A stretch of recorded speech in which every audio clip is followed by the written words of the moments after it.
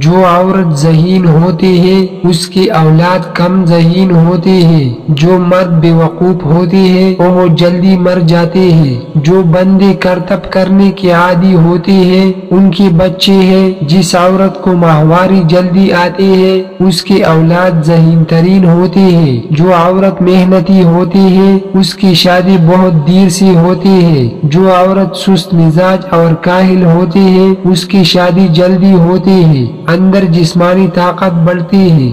پاگل عورت کا جھوٹا پانی پینے سے دماغ کی صلاحیت بڑھ جاتی ہے، عورت کا پسینہ پینے سے مرد کی گوشت کھاتا ہے، اس کے چہرے کی جلد شکتی نہیں ہے۔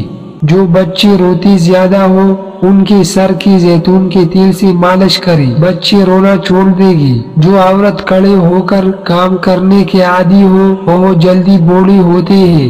جو عورت روز گڑ والا پانی پیتی ہے اس عورت کی جلد کبھی بوڑھی نہیں ہوتی۔ جو مرد زیتون کے تیل سے بدن کی مالش کرتے ہیں ان کا بدن 100 سال تک ٹائٹ اور طاقتور رہتا ہے۔ جو بندے دہی کی ملائی کو چہرے پر لگاتے ہیں ان کے چہرے کی چاہیاں اور داغ 2 دن میں مٹ جاتے ہیں۔ جو عورت بیڈ پر سونے کی عادی ہو اس کی کمر کی مہرے جلدی کمزور ہو جاتے ہیں۔ جو عورتیں چارپائی پر سونے کی عادی ہو ان کی کمر کی مہرے 100 سال تک مضبوط رہتے ہیں۔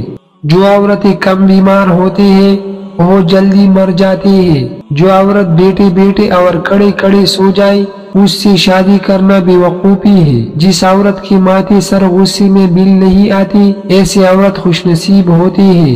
جس عورت کو بچے پسند نہیں ہوتے وہ زندگی میں کبھی کامیاب نہیں ہو سکتی ہے۔ جو عورت شور شرابہ زیادہ کرتے ہو ایسی عورت کی موجودگی سے گھر میں نحوست نہیں جاتی۔ جو عورت بادام کا شربت روز پیتی ہے اس کا رنگ کبھی کال نہیں پڑتا ہے۔